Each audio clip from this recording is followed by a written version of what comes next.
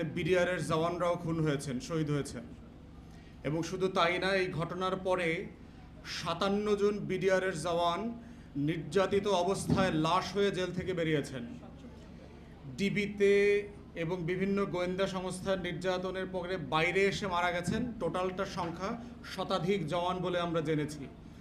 যদিও সরকার এখন পর্যন্ত কোনো নাম, সংখ্যা, পরিসংখ্যান তালিকা কোনো কিছুই দেয় নাই, তাদেরকে পোস্টমর্টেম রিপোর্ট পর্যন্ত দেয় নাই। বাধ্যতামূলকভাবে সবাই স্ট্রোকে মারা গেছেন, অমুক সমুক, ফ্লু, করোনাতে মারা গেছেন, এই ধরনের কথাবার্তা বলে তাদেরকে, স্বজনদেরকে লাশ দাফন করতে বাধ্য করেছে। তো সেই বাস্তবতায় আপনাদেরকে আমি স্মরণ করিয়ে দিচ্ছি, গত বছর বিডিআরের গণহত্যার, পিলখানা গণহত্যার পরবর্তীতে যিনি বিডিআরের দায়িত্ব পেয়েছিলেন, লেফটেন্যান্ট জেনারেল মইনুল হাসান, উনি একটা ইন্টারভিউ দিয়েছিলেন বাংলা আউটলুকের সাথে ২৬শে ফেব্রুয়ারি, গত বছরের ঘটনা। এবং ওই ইন্টারভিউটা উনি অডিও আকারেও করেছেন, প্রকাশিত হয়েছে এবং লিখিত বক্তব্য এসছে। যারা পড়েন নাই তারা দয়া করে পড়ে নেবেন। যারা সাংবাদিকতা করেন দয়া করে মনিরুল ইসলাম সাহেবের ইন্টারভিউটা খুব ভালোভাবে পড়বেন। ওনাকে কিন্তু কয়দিন আগে এয়ারপোর্ট থেকে বাসায় ফেরত পাঠানো হয়েছে, পালাইতে দেওয়া হয়নি। এবং সেখানে উনি অনেকগুলো গুরুত্বপূর্ণ কথা বলছেন যে কারা কারা দায়ী থাকতে পারে। এই প্রশ্নের উত্তর যখন উনি বলছিলেন, একটা কথা বলেছেন যে যেই ধরনের অস্ত্র ব্যবহার করে এই লেভেলের একটা গণহত্যা এবং ধ্বংসযজ্ঞ এখানে চালানো হয়েছে, সেই ধরনের অস্ত্রের আলামত এবং কোনো প্রমাণ আমরা পরবর্তীতে দায়িত্ব নেবার পরে পাই নাই। যেই ধরনের অস্ত্র ব্যবহার করে অথবা যেই কায়দায় আমাদের অফিসারদেরকে শহীদ করা হয়েছে, অফিসারদের পরিবারদেরকে নির্যাতিত করা হয়েছে, সেজন্য যে অস্ত্র ব্যবহার করা দরকার সেই অস্ত্র, গোলাবারুদ, বিডিআরের যে গোলাবারুদ তার সাথে মিলছে না অনেক জায়গাতে। এবং খুব পরিষ্কার পরিচ্ছন্ন জায়গা পাওয়া গেছে আলামতের জায়গা এসে। তো সেই জায়গাতে একটা ইন্ডিকেশন আছে যে উনি বলছেন যে ২১ থেকে ২২ জনের একটা টিম বাহির থেকে এই ঘটনার সময় ওখানে ঢুকেছে। কারা তারা, মদত কারা দিয়েছে, এই প্রশ্নের উত্তরে লেফটেন্যান্ট জেনারেল মইনুল সাহেব বলেছেন, দুইটা পক্ষের নাম বলেছেন। প্রথম পক্ষের নাম বলেছেন ভারত, আর দ্বিতীয় পক্ষের নাম বলেছে আওয়ামী লীগ। বাংলাদেশের গত ১৬ বছরের ইতিহাস পর্যালোচনা করলে যেটা আমাদের কাছে পরিষ্কার, এই লাল সবুজের পতাকাকে গত ১৬ বছর ধরে কারা অসম্মানিত করেছে, আমাদের ভোট, আমাদের গণতন্ত্র, আমাদের সার্বভৌমত্ব সব কিছুকে হেয় করেছে, ছোট করেছে, তার প্রত্যেকটা জায়গার সাথে এই দুইজন দেশীয় এবং বিদেশি শত্রুর নাম বারবার ঘুরে ফিরে এসছে। এবং এটা যিনি বিডিআরের মহাপরিচালক ছিলেন, যিনি আওয়ামী লীগের দালাল টাইপের জেনারেল হিসাবে পরিচিত, হেন কোনো দালালি নাই বিডিআরকে ধ্বংস করার, যা এই মইনুল সাহেব করেন নাই। সেই মইনুল সাহেবের ইন্টারভিউ বলছে কিন্তু আওয়ামী জেনারেল, এরা বাংলাদেশ সেনাবাহিনীর জেনারেল না, কিন্তু এরা হচ্ছে আওয়ামী লীগের জেনারেল। শুধু মনোকষ্ট এই কারণে যে জেনারেল চিফ হইতে পারে নাই, সেনাপ্রধান হইতে পারে নাই বলিয়া ওনার মনোকষ্টটা উনি ছেড়ে দিয়েছেন হাসিনার উপরে। কিন্তু চরিত্র কিন্তু আওয়ামী খাইসলতের জেনারেলরা, গণহত্যার সাথে জড়িত, আমার প্রতিষ্ঠান ধ্বংসের সাথে জড়িত, বিডিআর এবং সশস্ত্র বাহিনীর সাথে বেইমানি করার চরিত্র তাদের মধ্যে আছে। এখন প্রশ্ন হচ্ছে যে এটা দিয়ে আমরা কি ইনফার করব?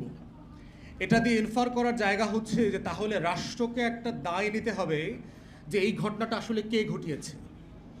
যেহেতু বিডিআরের সাবেক মহাপরিচালক একটা কথা বলছেন, যিনি ওই সময়টাতে দায়িত্ব পালন করেছেন, তিনি যেহেতু অনেকগুলো পক্ষের কথা বলেছেন যে এখানে আওয়ামী লীগের নেতাদের সাথে মিটিং হয়েছে, এখানে জয় বাংলা স্লোগান দিয়ে জওয়ানরা, বিডিআরের পোশাক পরিহিত অনেক জওয়ানরা স্লোগান দিয়েছেন, খুনে অংশগ্রহণ করেছেন, তারা আসলে বাংলাদেশি কিনা, এই পোশাক পরা লোকগুলো আসলে বাংলাদেশি হইলে তারা আওয়ামী লীগার কিনা, আওয়ামী লীগের যেই নেতা এটার সাথে যুক্ত ছিল তাদেরকে জিজ্ঞাসাবাদ করবার জন্য কি চেষ্টা করা হচ্ছে।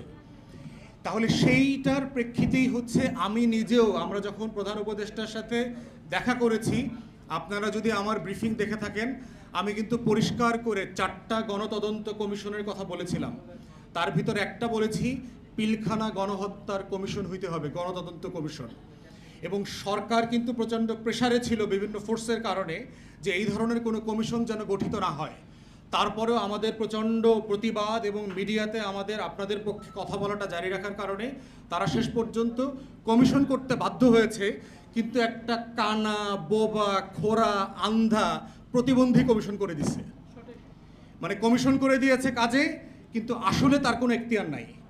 এখতিয়ার নাই কেন? যেটা আপনাদের দাবির মধ্যে, আপনারা 8 দফা দাবির মধ্যে উল্লেখ করেছেন যে 2-এর উমো বাতিল করবার জন্য ব্যতীত দিয়ে যেই মামলায় যাকে যাকে অভিযুক্ত করে সাজা দেওয়া হয়েছে সেই কমিশন তাদের ব্যাপারে কোনো তদন্ত করতে পারবে না। তাহলে আর তদন্তর বাকি থাকলো কি?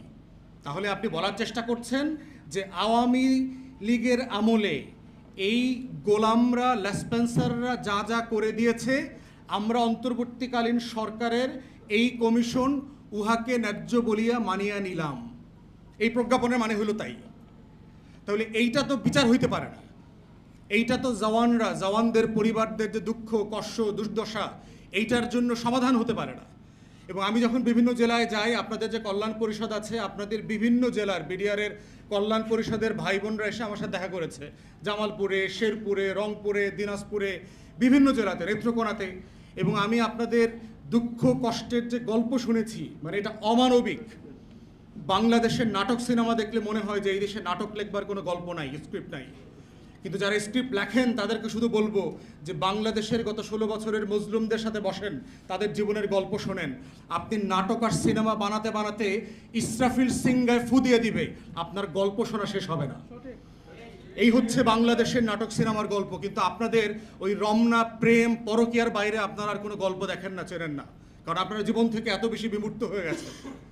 তো তাহলে গণতদন্ত কমিশনটা আসলে কি করতে হবে? মইনুল সাহেবের ইন্টারভিউ থেকে শুরু করে এই যে টোটাল অভিযোগগুলো, রিউমার আকারে বলেন, গসিপ আকারে বলেন, সমাজে যে ডমিনেন্ট আছে, এগুলোকে তো এক্সপ্লোর করতে হবে যে আসলে ফ্যাক্টস কি। আপনি 19,000 লোককে গ্রেফতার করলেন প্রায় ইয়ের পরে, গণহত্যার পরে। সবাইকে ছেড়ে দিলেন কেন? এখন তো 500-র মতো লোক আছে ভিতরে, 530-35 জনের কথা শুনেছি। এর মানে হলে মানুষগুলো নিরাপরাধ ছিল। তাহলে ছাড়ছেন, তার জীবনের যে 16টা বছর নষ্ট করে দিয়েছেন, 15টা বছর নষ্ট করেছেন, সেটার দায় দিতে হবে না? এই যে পরিবারগুলো ধ্বংস হয়ে গেছে, এই পরিবারের মেয়েদের যে কেউ বিয়ে করে না, এই পরিবারগুলো যে সমাজ থেকে বিচ্ছিন্ন হয়ে গেছে, তাকে যে একটা বাংলাদেশের নাগরিক বানায় দিয়েছেন, তাকে এই দেশে যে বিদেশি বানায় রাখছেন আপনারা, এইটার জন্য কম্পেনসেট করতে হবে না? ক্ষতিপূরণ দিতে হবে না? তাহলে যাকে দোষী বানাইলেন না, যাকে জেলে রাখতে পারলেন না, তাকে আবার চাকুরিও ফেরত দিলেন না। 16 বছর ধরে বেতন ভাতাও দিলেন না, পেনশন দিলেন না, চিকিৎসা নিতে পারে না হাসপাতালে। পরিবারগুলো কি অমানবিক জীবনযাপন করছে? এই গল্প শুনলে কোনো ভদ্র মানুষ, কোনো ন্যায্যতায় বিশ্বাসী মানুষ এই প্রকল্পের সাথে অস্বীকার করে, প্রতিবাদ না করে পারবে না। এই ধরনের বাস্তবতা জীবনযাপন করছি।